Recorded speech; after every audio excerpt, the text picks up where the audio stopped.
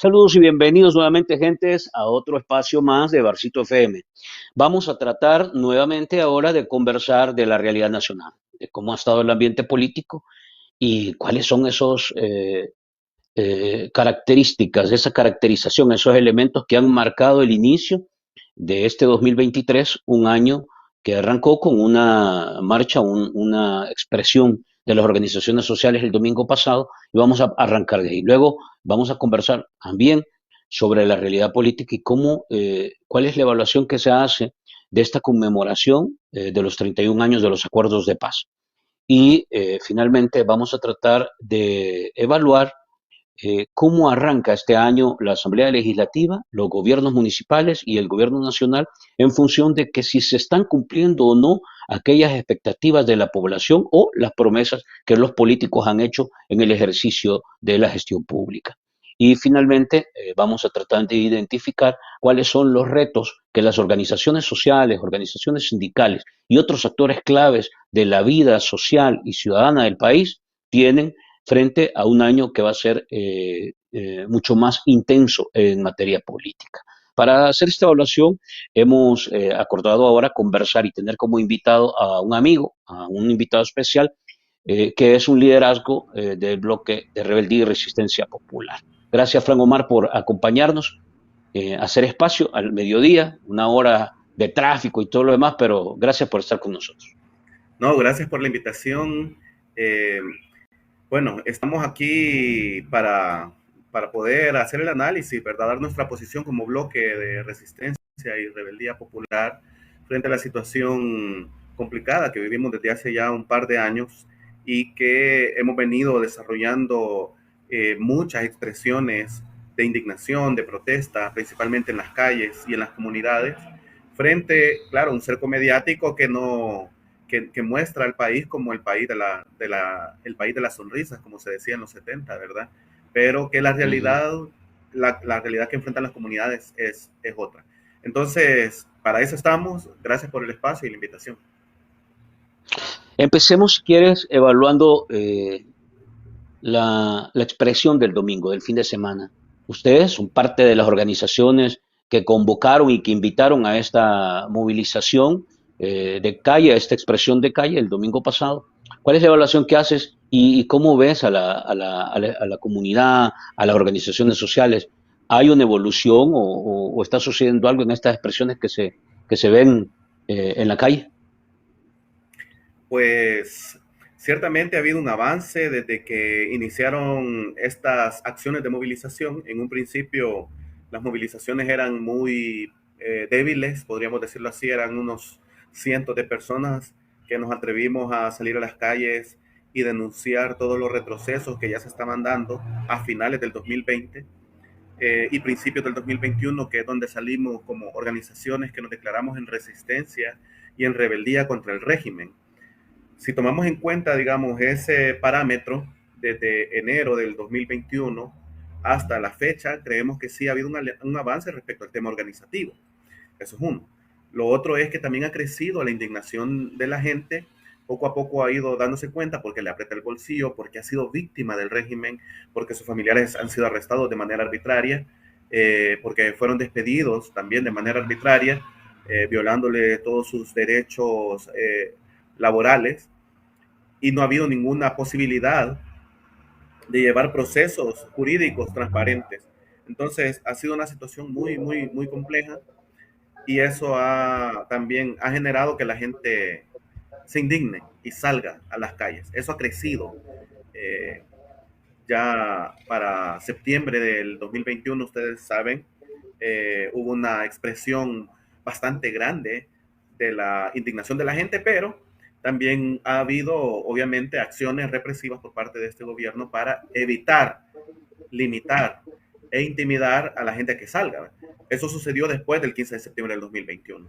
Retenes policiales, amenazas en medios de comunicación, persecución política, ¿verdad? El régimen de excepción también, que ha sido un mecanismo para violar los derechos fundamentales de las personas, para perseguir incluso políticamente a líderes sociales y sindicales, y aún a pesar de toda esta campaña de intimidación, de miedo, la gente sigue saliendo, ¿verdad? Y el 15 de enero de este año, pues se hizo la convocatoria. Como bloque de resistencia y rebeldía popular, convocamos al Parque Cucatlán.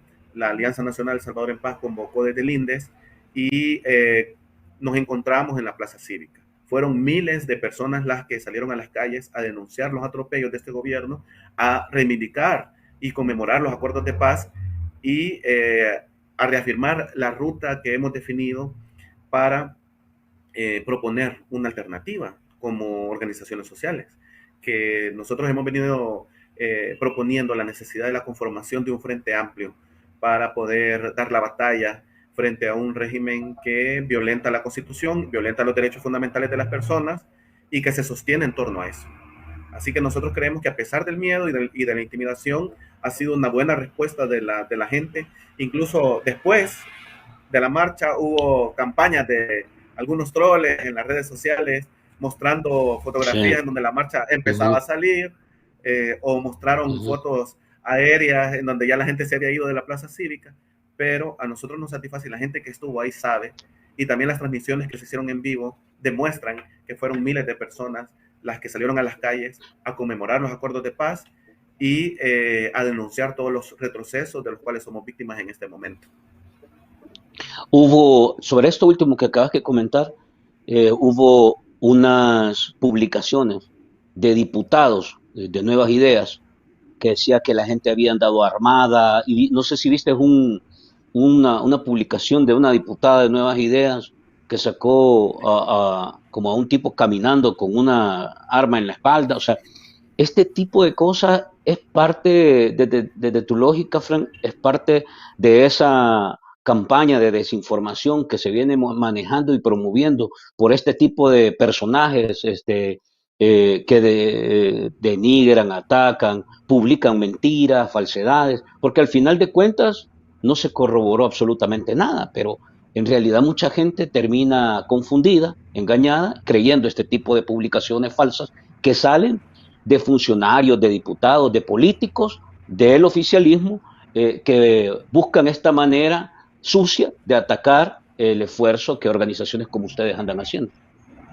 Claro, sí, es que eso también demuestra la calidad de políticos que tenemos en el país, ¿verdad?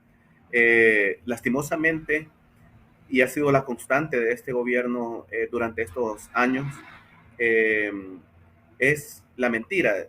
O sea, el gobierno se sostiene en la mentira, todas las campañas publicitarias no brindan, digamos, una certeza de la realidad en la que vivimos, y también se sostienen en la mentira para atacar a los que ellos consideran adversarios políticos. Nosotros, dentro de las movilizaciones, desde el 15 de septiembre, en donde la misma gente vinculada posiblemente al gobierno se infiltró en las movilizaciones, que salió principalmente de la Universidad de El Salvador. Yo no sé si ustedes se recuerdan de este movimiento que se llamaron los del Pescadito Ruiz y que quedaron en evidencia para tratar de deslegitimar la movilización de las personas. Quemaron una moto por ahí, este mismo grupo que andaba con bates, andaba con piedras, amenazando a la gente que andaba en la marcha, repartieron camisas con las banderas y los símbolos de los partidos, de partidos políticos, para deslegitimar la movilización, esa gran movilización que se demostró el 15 de septiembre. A partir de eso, pues a nosotros también nos quedó una lección, y es generar mecanismos de seguridad bastante efectivos para garantizar de que las marchas no sean infiltradas. Hay un equipo de seguridad que está permanentemente monitoreando las movilizaciones. También hay compañeros y compañeras que están en las redes sociales transmitiendo la movilización en vivo, y eso nos ha permitido que las marchas que se dieron posteriormente a la del 15 de septiembre fueran de manera más segura. Ahora, al parecer, han vuelto a esa lógica para criminalizar la protesta social, para tratar de deslegitimar la movilización y la indignación de la gente.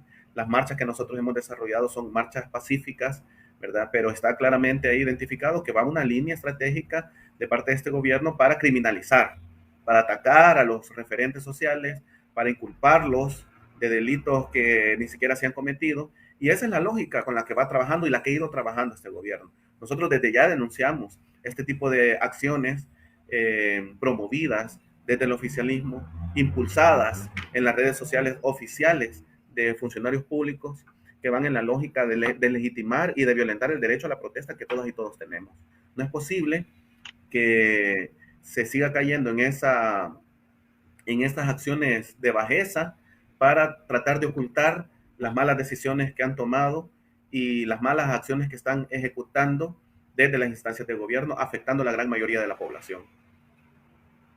Hay en esta lógica, digamos, ¿sientes tú efectividad en esa operación que hace el gobierno o sientes que ya empieza a debilitarse? Porque hay que decirlo, tú ves a personajes sin ningún tipo de escrúpulo, ¿verdad? Hablando como el sujeto Walter Araujo, diputados que mienten de forma descarada, pero ¿sientes tú que todavía esto sigue siendo un factor, digamos, de mucha influencia o incidencia en la población?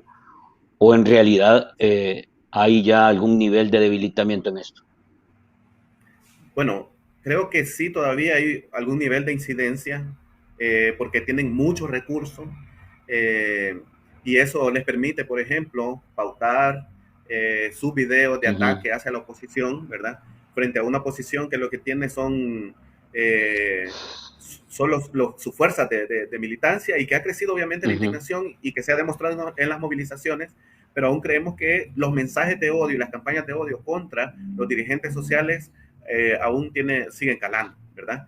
Eso no uh -huh. significa que que no haya disminuido. Nosotros creemos que la respuesta de la gente en las calles sí ha demostrado que los ataques van en disminución, ¿verdad? Todavía nos hace falta hacer mucho más. Sabemos que nos estamos enfrentando, digamos, a un monstruo mediático, pero nosotros no vamos a desistir de la necesidad de denunciar estas injusticias y que creemos nosotros y nosotras también que tenemos la razón en lo que denunciamos.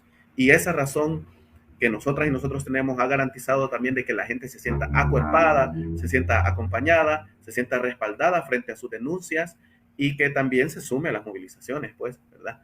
Entonces, no es algo nuevo el tema de los ataques hacia dirigentes sociales. Eso es histórico.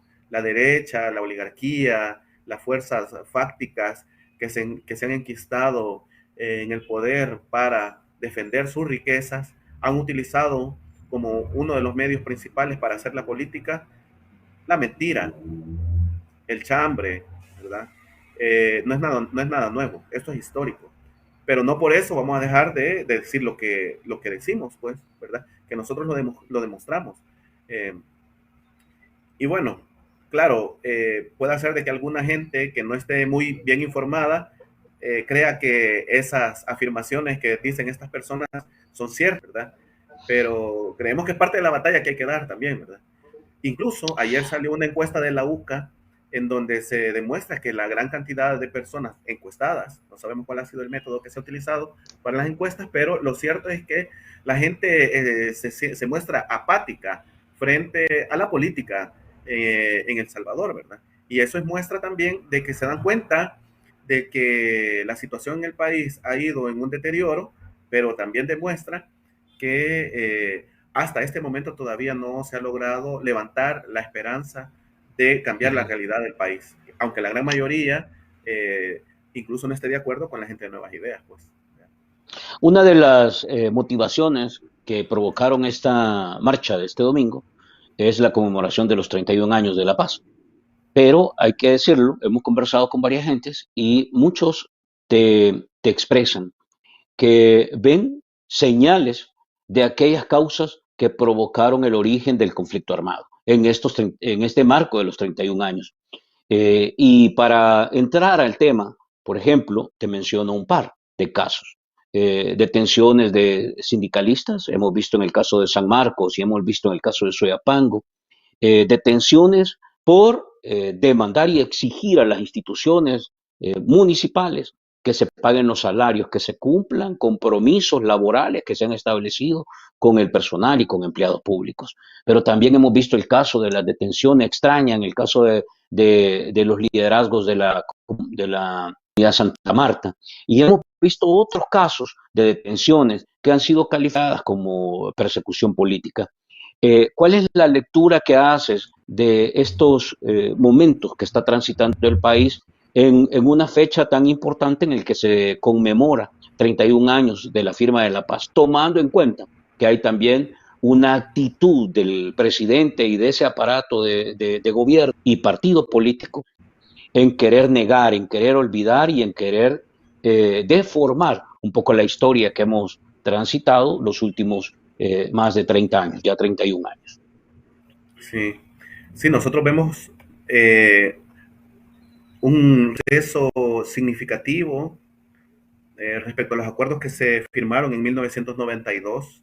Bueno, nosotros somos generación ya posguerra, es decir, nacimos a finales de los 80, mediados de los 80, eh, y bueno, crecimos después en el contexto ya en los 90, ¿verdad? Con los acuerdos de paz. Eh, Creemos que se abrió la posibilidad de construir eh, un Estado respetuoso de los derechos humanos, respetuoso de los resultados de los procesos electorales incluso, un Estado que fomente eh, la forma de resolver los problemas, las contradicciones a través de los mecanismos democráticos. Se abrió esa posibilidad. Incluso se redujo la Fuerza Armada, se depuró a la Fuerza Armada, se eliminaron los batallones de reacción inmediata. Bueno, y se crearon instancias como la Procuraduría para la Defensa de los Derechos Humanos, entre otras instituciones. Pero en este contexto nosotros vemos serios retrocesos que dan la impresión de que esos acuerdos ya no tienen vigencia para este gobierno y que la forma en que este gobierno está actuando va en la lógica de no reconocer los acuerdos de paz, pero también va en la lógica de hacer retroceder a la sociedad salvadoreña a una lógica de una dictadura militar, ¿verdad? Hemos visto cómo se ha militarizado la sociedad salvadoreña, cómo se están utilizando los cuerpos militares para funciones de seguridad pública, cómo se están implantando cercos militares en algunas zonas populosas del país, cómo se está criminalizando la pobreza, ¿verdad? Porque todas estas incursiones militares están dando siempre en la lógica de supuestamente combatir la delincuencia, se hace en las comunidades empobrecidas de este país, ¿verdad? Gente que anteriormente había sido víctima de la delincuencia, ahora es víctima también de los militares que acechan principalmente a los jóvenes. Y hay casos ahí denunciados, descritos, como el caso de este joven que fue agredido físicamente en un instituto de educación media en Santa Ana, que por tener el pelo no cortado de manera adecuada para los militares, pues fue agredido físicamente, fue golpeado por los militares. Hasta ese punto hemos llegado. Se han dado casos como la captura en el contexto del régimen de excepción de menores de edad por presentar obras de teatro en comunidades históricas del país. Es decir, ha venido una lógica de retroceso y de violaciones a los derechos humanos, en donde principalmente las personas que están sufriendo son la gente de las comunidades, gente que viven en lugares en condiciones de vulnerabilidad, empobrecidos, estigmatizados y ahora perseguidos por el Estado también, ¿verdad? Eh, esos son parte de los retrocesos que nosotros identificamos y que nos conecta con aquellas acciones desproporcionadas de despliegue de fuerza militar que se dieron en los 70 en las comunidades y que fueron generando las condiciones para que la gente de alguna manera pudiera responder frente a la agresión porque fueron víctimas de la persecución política, de la persecución en las comunidades, ¿verdad? De la agresión de los militares, principalmente a los jóvenes. Nosotros denunciamos eso. En este contexto de 31 años después de la firma de los acuerdos de paz, estamos viviendo una situación similar, tan similar con la dictadura de los 70, que El Salvador va a ser sede de este concurso de Miss Universo, tal cual fue en 1975. Ese año trágico en donde se dieron las primeras masacres, como la Cayetana, la del 30 de julio de 1975. Es decir, nos conecta con la memoria histórica y nos conecta también con las acciones que este gobierno está desarrollando, tratando de ocultar sus acciones agresivas contra la población a través de mostrar al país como el país de un destino turístico, como el país de la eterna sonrisa, como se decía en el 75. ¿Verdad? Bueno, Esos son parte de los retrocesos que ahora estamos viviendo. Incluso las instituciones creadas en aquel contexto, que deberían de ser garantes de los derechos humanos, ahora no están cumpliendo su función. Hay capturas arbitrarias y hay un silencio por parte de la Procuraduría para la Defensa de los Derechos Humanos. Hay capturas de líderes comunitarios que históricamente han luchado por defender a sus comunidades frente a la agresión de los militares en los 70, frente a la agresión de los militares en los 80, frente a la minería posteriormente, y que ahora estas personas que históricamente han sido víctimas de las políticas del Estado y de los proyectos de la oligarquía, resulta de que ahora son victimarios según los medios de comunicación oficiales. ¿Cómo es posible que estas personas que han dado toda su vida por defender los intereses de las comunidades ahora sean criminalizados? Como el caso de los líderes de Santa Marta. No es correcto. Y que se esté utilizando el régimen de excepción para criminalizar la protesta social, como los jóvenes sindicalistas apresados, detenidos de manera arbitraria en Soyapango, o los dirigentes sindicalistas detenidos y apresados también en San Marcos, que por exigir sus derechos laborales, que se han conquistado con jornadas de lucha, y que ahora no se les cumpla, y que a partir de eso sean detenidos. No es posible que eso se esté dando. Después de 31 años de los acuerdos de paz, volvemos a una situación de persecución política, prácticamente, de criminalización de sindicatos, de criminalización de líderes comunitarios, ¿verdad? Y esas son todavía, ¿verdad? Y son llamados a la gente a que nos organicemos, a que nos unamos, a que defendamos nuestros derechos, a que luchemos por construir el país que muchos compañeros y compañeras ofrendaron su vida para enrumbar y construir el camino de la democracia en este país, que ahora pues existe una amenaza, y que nosotros por miedo nos quedemos de brazos cruzados. No es posible, ¿verdad? ¿Cuál es la lectura que haces y empecemos un poco a hablar de esto? ¿Cuál es la lectura que haces del comportamiento que está teniendo el presidente y el gobierno ante toda esta demanda, ante esta insistente demanda de respetar los derechos humanos en un Estado donde también se debe respetar los marcos constitucionales? Pero no ves una respuesta coherente, en realidad ves un manejo distinto. ¿Cuál es el comportamiento y cuál es la lectura que haces de la dinámica con la que se está manejando el presidente y el gobierno en esta área que ha sido quizás como la más demandada? Hay otras áreas, pero esta ha sido como la que más ha preocupado en estos 3 años y medio que vamos. Sí, bueno, creo que hay un silencio, obviamente hay un silencio por parte del presidente, de la figura, frente a las agresiones de derechos humanos que se han dado. No toca ninguno de las denuncias, que son miles ya, de personas que han sido agredidas en el contexto del régimen de excepción y que han demostrado su inocencia. Eh, Creemos que la lógica va en ese sentido, ¿verdad? Como que el trabajo sucio lo van a hacer las instituciones, y él va a mostrarse frente a la gente como una persona que no ha hecho nada, ¿verdad? Cuando en realidad ha sido una política de Estado y él es responsable de esa situación, eh, en el sentido de que incluso han habido personas asesinadas en centros penales, en centros de detención, ¿verdad? Y todos estos asesinatos han quedado en la impunidad. Hay una responsabilidad del Estado, y él como representante del Estado es responsable también de esos asesinatos, de esas agresiones que han habido a los derechos fundamentales de las personas. La lógica del gobierno va en una lógica principalmente represiva.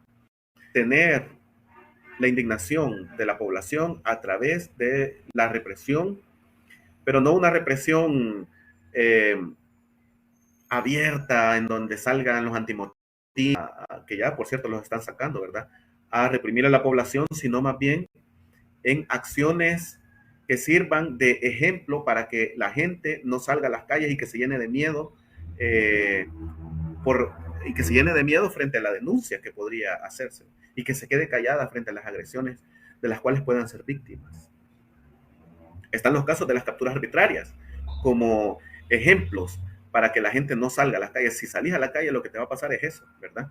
Si salís a denunciar, si salís a exigir tus derechos, lo que te va a pasar es que te van a apresar. Ese es como el mensaje que está dando el gobierno a través de sus diferentes instituciones, a través de los diputados que muestran, que amenazan a la gente que sale a protestar, a través de la demostración de la fuerza con los militares en las calles, a través de las agresiones hacia una persona indefensa que estaba protestando por el pago de su salario, como el caso de la compañera de Soyapango, que se mira que ha sido detenida con exceso de fuerza.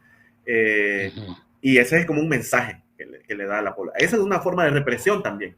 Y esa es la lógica de la represión de este gobierno.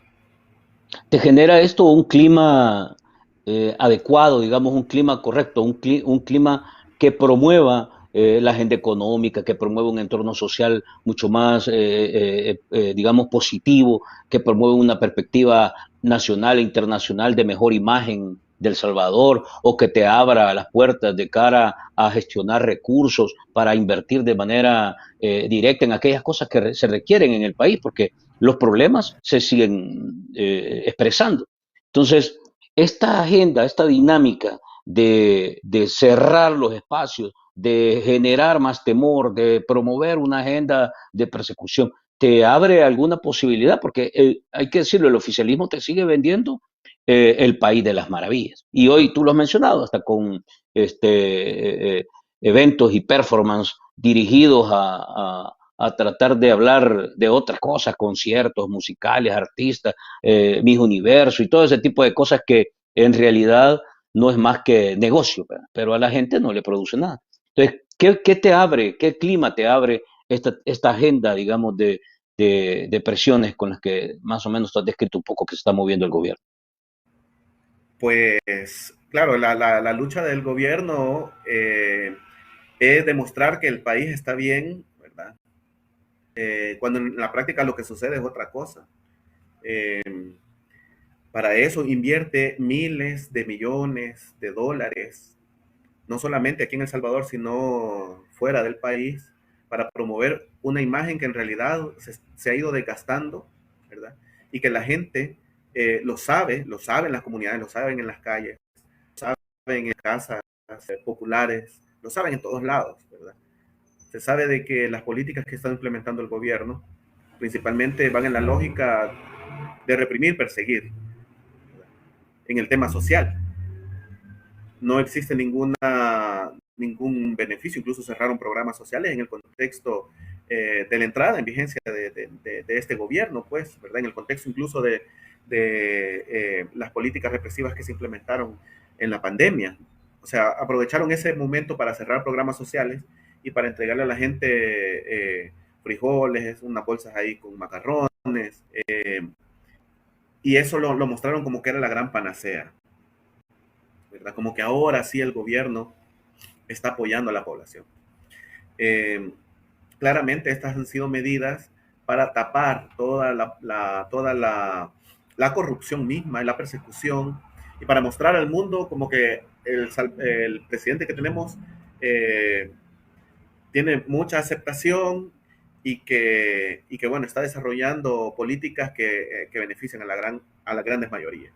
Obviamente esto no es así, pero es una batalla nacional.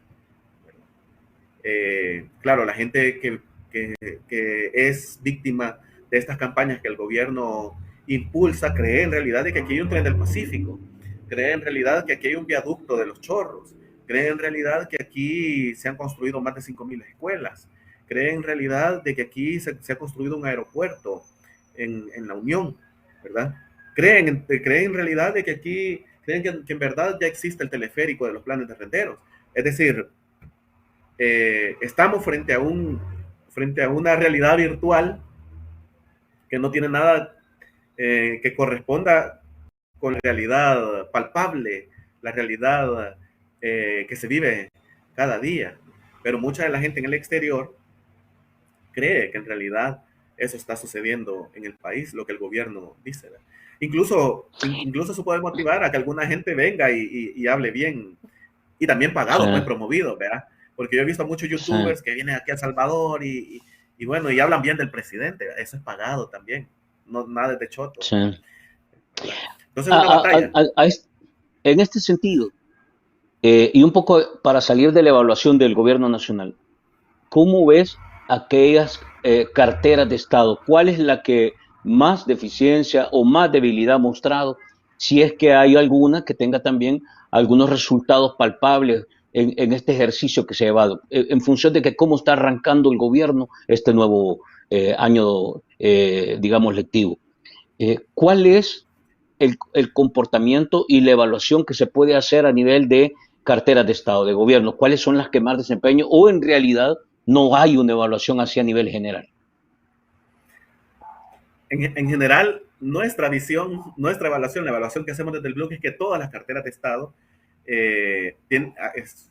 están en un déficit, están mal evaluadas, no han podido ejecutar proyectos, no se han terminado de presentar obras que dijeron que en un principio se iban a presentar el año pasado, ¿verdad? Como por ejemplo la construcción del Hospital Rosales u otros hospitales, el hospital de Nejapa, que por cierto, en el gobierno anterior se dejó ya aprobado un préstamo para la construcción del gobierno del Hospital Rosales, ¿verdad? Y hasta este momento, casi terminando ya la gestión de este gobierno, más de la mitad de su gestión no se ha cumplido con ese compromiso que se adquirió desde el gobierno anterior. Eh, eso quizás, esos son parte, solo como ejemplo de algunas deficiencias que podríamos caracterizar. Pero creemos que las municipalidades, por ejemplo, han jugado un papel pésimo. No se han podido desarrollar proyectos que anteriormente se desarrollaban en beneficio de las comunidades. Toda la lógica de la autonomía municipal establecida en el Código Municipal se ha roto. Todo depende ahora de la Dirección de Obras Municipales. Y la Dirección de Obras Municipales, al parecer, solo está para pavimentar calles, ¿verdad? Incluso hay gente que dice que yo no sé por qué la están pavimentando si estaba buena, ¿verdad? Pero los proyectos de agua potable comunitarias que se tenían con las alcaldías no se han podido desarrollar porque no hay dinero. Los programas deportivos que se impulsaban desde la municipalidad no se han podido desarrollar porque ya no existe el fondo que se entregaba para el desarrollo de actividades en los municipios, programas de becas, etcétera. Hay muchas cosas y hay muchas deudas que las municipalidades tienen con la población, ¿verdad? Yo creo que las municipalidades ha sido como parte de las carteras del Estado que más podríamos evaluar de manera negativa, ¿verdad? Eh, incluso programas que se implementaban desde las municipalidades no se han podido cumplir. Hasta salarios no se han podido pagar porque las municipalidades carecen de fondos que se han ahora centralizado y que no se tiene ningún control de ellos. Entonces, haber roto con la autonomía municipal ha sido también una de las consecuencias de la lógica autoridad de este gobierno que al final termina generando clientelismo a la municipalidad. Es decir, si te portas bien o si sos de mi partido, entonces te premio. Pero si no lo sos, si sos de la oposición o si no te portas bien, entonces te castigo. Uh -huh. ¿Qué forma de desarrollar A la nivel democracia legislativo, existe? a nivel legislativo, Frank, ¿cómo evalúas el desempeño ya a esta altura? Estamos hablando de que a esta altura vas cerrando tus 2 años ya de trabajo como Asamblea Legislativa. ¿Cuáles son los pros y los contras que ves en ese formato, donde el gobierno controla absolutamente lo que hace, dice y resulta de esa Asamblea Legislativa? Exactamente igual, un silencio cómplice frente a las medidas que este gobierno ha implementado, ¿verdad? No existe ninguna tendencia de los distintos órganos fundamentales del gobierno que se establecen en la Constitución misma. No hay, todo está supeditado a lo que el Ejecutivo diga, ¿verdad? Se han aprobado leyes como una ley de aguas que no tiene nada que ver con las propuestas que se presentaron desde los movimientos populares, desde las organizaciones ambientalistas, sino que se presentó una ley adecuada a las políticas que este gobierno quiere impulsar desde el Ejecutivo, ¿verdad? Y así podemos decirlo. Y el presidente mismo caracterizó a este grupo de diputados, ¿verdad? Los que puyan botones sin discutir, sin criticar, sin leer incluso las propuestas de ley que se han presentado. Es un déficit. ¿Cómo es posible de que no haya debate respecto a la aprobación de leyes, como la ley Bitcoin, por ejemplo, ¿verdad? ¿Cómo es posible de que se aprueben de manera indiscriminada préstamos millonarios que ni siquiera se sabe a dónde se va a invertir, ¿verdad?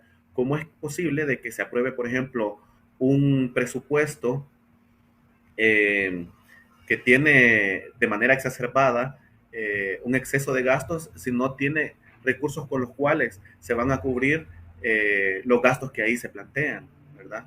Eh, o sea, podemos ir mencionando una serie de circunstancias, cómo es posible incluso de que ahora se estén aprobando reformas a los delitos electorales con tal de garantizar la violación a la Constitución misma, ¿verdad? Como la que se aprobó hace poco, en donde se está planteando, por ejemplo, un incremento de la pena para personas que supuestamente bloqueen o no permitan la inscripción de candidatos en los procesos electorales que se avecinan. Es decir, van abriendo el camino para legitimar y criminalizar la defensa misma de la Constitución, ¿verdad? La Constitución, con las reformas a las leyes que se están dando en este momento, va quedando como un texto muerto, ¿verdad? En el cual los diputados y el Ejecutivo principalmente hacen y deshacen sin tomar en cuenta el texto constitucional. A esta altura, Fran, estamos básicamente abriendo el último ciclo político en el país. 2023, febrero del 2024, está anunciada ya una nueva convocatoria electoral. ¿Qué ves para este año? ¿Qué se puede prever para este año en materia de agenda de partidos políticos y en materia de agenda de gobierno nacional? ¿Qué es lo que tú lees que va a pasar este año y qué es lo que podríamos advertir en esa agenda? Bueno, nosotros creemos que este año el régimen va a buscar afinar toda su estrategia para consolidar, eh, obviamente, su propuesta, su proyecto político. Y para eso, pues, ha ido creando mecanismos jurídicos, como los que planteábamos anteriormente. Aprobaciones de leyes, como la ley del voto en el exterior, en donde prácticamente no se garantiza ningún control respecto a los votos que se vayan a emitir desde Estados Unidos, por ejemplo, ¿verdad? O la reforma, como mencionábamos anteriormente, eh, de los delitos electorales. Entonces ha ido la lógica de afinar la posibilidad de garantizar que no exista ninguna oposición efectiva que le dé la batalla a este régimen. Esa es como una lógica. La lógica de la reforma y la aprobación de leyes, que podríamos decir lo que es como toda la lógica jurídica para garantizar el fraude. También, obviamente, está el brazo comunicacional, ¿verdad? En donde va a seguir generando campañas, mostrando un país que no existe, una realidad virtual, como lo decíamos anteriormente, ¿verdad?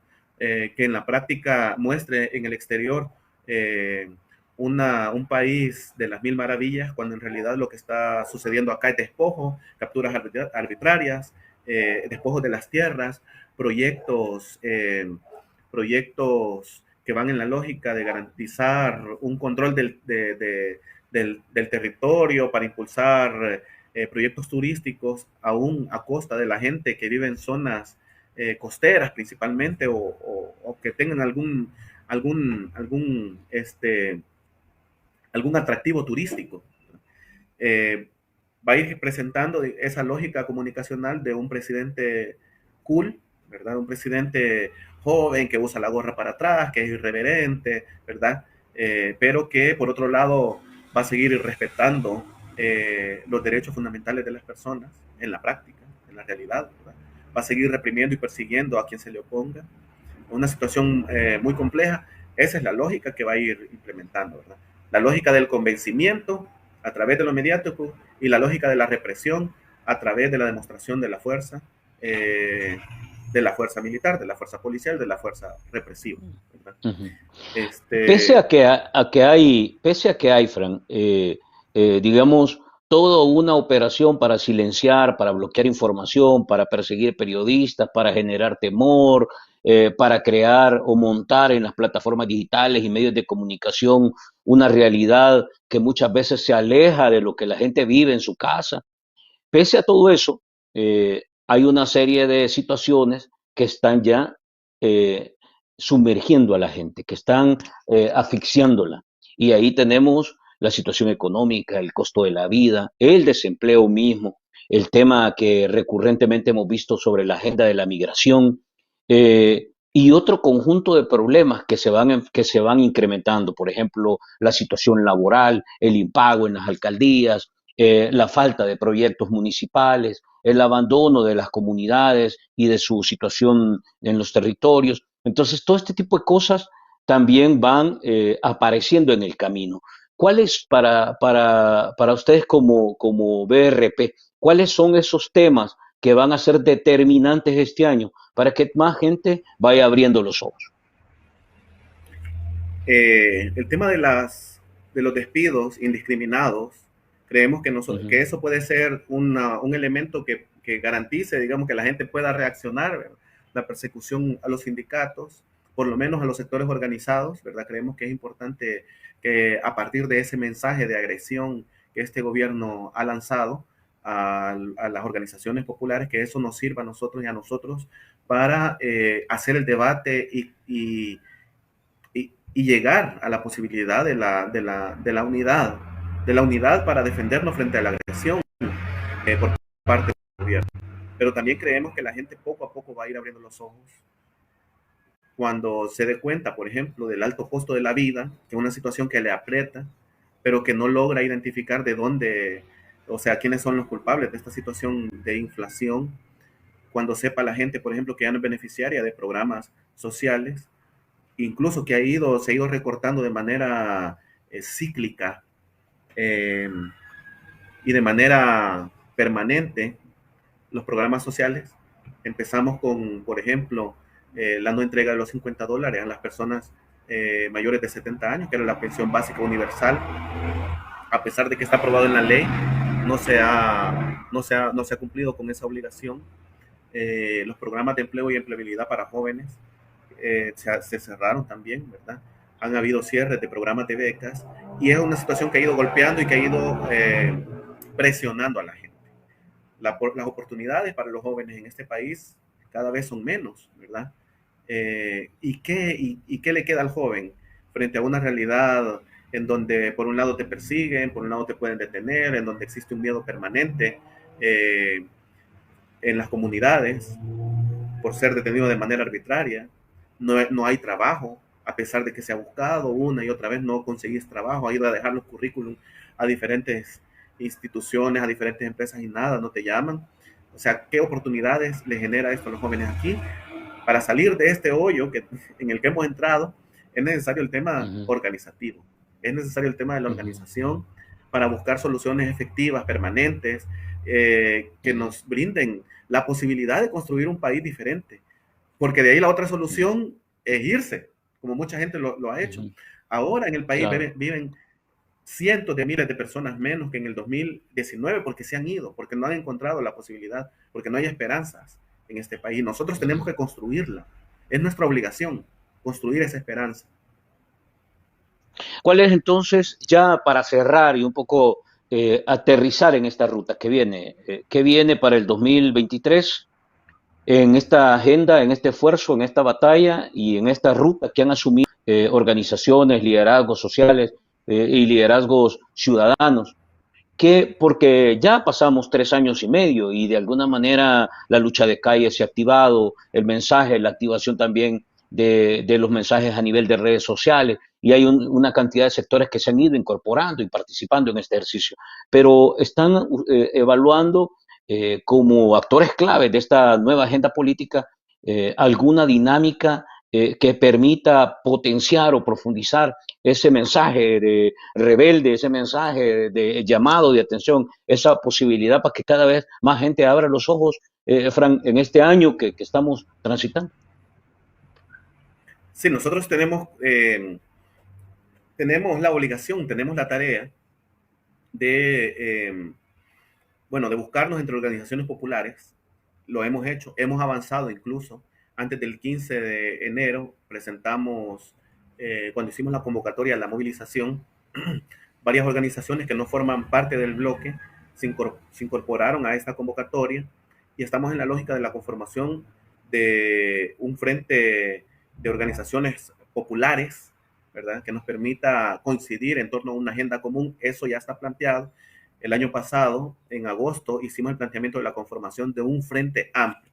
Y aquí no solamente estamos hablando de la unidad de las organizaciones populares, sino más bien de el consenso, la discusión y la conclusión con organizaciones populares, con organizaciones prácticas, con organizaciones de diferentes visiones ideológicas, pero que estamos en un punto de coincidencia de luchar contra este régimen que a pasos agigantados está haciendo retroceder a la sociedad salvadoreña, unirnos en un proyecto común, pero que en donde en realidad hagamos las discusiones que nos permitan incluso hasta, podríamos decirlo, ceder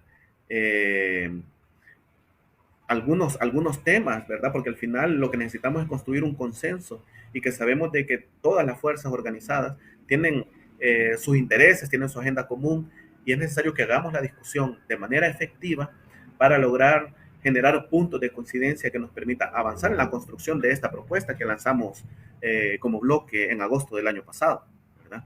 Creemos que es la unidad la que va a garantizar dar la batalla frente a este régimen, ¿verdad? Entonces, claro, nos queda corto el tiempo, ¿verdad? Sí. No lo digo por el programa, sino que lo digo por el tiempo que necesitamos sí. para hacer esta unidad, o sea, es un año fundamental si queremos dar la batalla, que avancemos a pasos acelerados y que hagamos el debate efectivo para la construcción de una propuesta que nos permita dar la batalla como sociedad salvadoreña, ¿verdad? Frente a este régimen.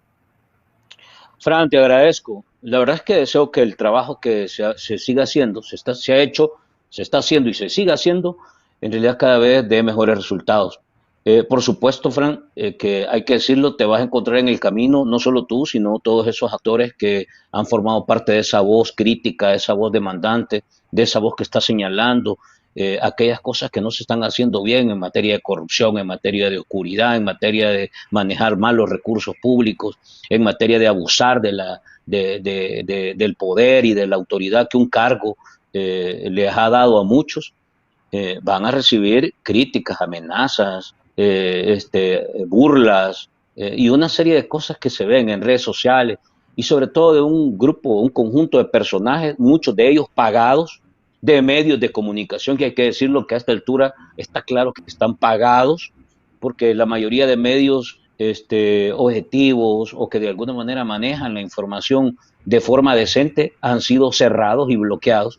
Y básicamente los que están funcionando son medios que están financiados por el Ejecutivo y por el gobierno y por el partido de gobierno. Entonces, hay que seguir creyendo, hay que estar bien convencido para enfrentarse a todo eso. Digo, pues, ¿sí o no? Sí, claro, claro. Y es que, como les decimos, la verdad está de nuestro lado, la verdad histórica y también la esperanza del pueblo está de este lado. Claro que aquí hay que hacer mucho trabajo. Nunca los movimientos populares o las organizaciones que luchan por la transformación de la sociedad lo han tenido fácil. Eso es una cosa que históricamente también se ha dado, pues, ¿verdad? Que enfrentarse al poder hegemónico siempre ha sido un reto para los movimientos populares y que, claro, la gente lo está asumiendo, pero todavía nos hace falta mucho más y hay que motivarnos, hay que superar ese miedo. Si nosotros estamos viviendo con miedo, es fácil dominarnos. Si están a cada rato eliminando nuestras identidades populares, es fácil también dominarnos. Entonces, luchemos por mantener esa identidad popular que nos ha identificado históricamente como luchadores y luchadoras por la justicia social y superemos ese miedo, hombre. Si eso es lo que quiere el régimen, que tengamos miedo. A dar la batalla. Entonces, Fran, te agradezco por el espacio, de verdad, y vamos a conversar más adelante para ver cómo evoluciona en lo que podamos colaborar. Sabes que estamos siempre para contribuir en esa dirección de que se respete el pensamiento, libre pensamiento, que se respete, que tengas una posición, que se respete el manejo de la cosa pública, etcétera. Así que un abrazo entonces y bueno, a seguir dando la lucha. Muchas gracias por la invitación y estamos a la orden. Un saludo a todos y todas. Abrazo, Fran. Listo. A ustedes, gracias nuevamente por estar en un espacio más de Barcito FM y nos vemos la próxima semana para seguir conversando sobre esos temas de coyuntura nacional. Este año va a ser definitivamente de mucha agenda política y hay que ir despertando el pensamiento crítico para poder tener una lectura más justa. No hay que creerse todas esas tonteras que se dicen en las redes sociales y una cantidad de mentiras que se manejan ahí. Así que hasta la próxima, abrazos y bueno, los vemos en el próximo Barcito FM.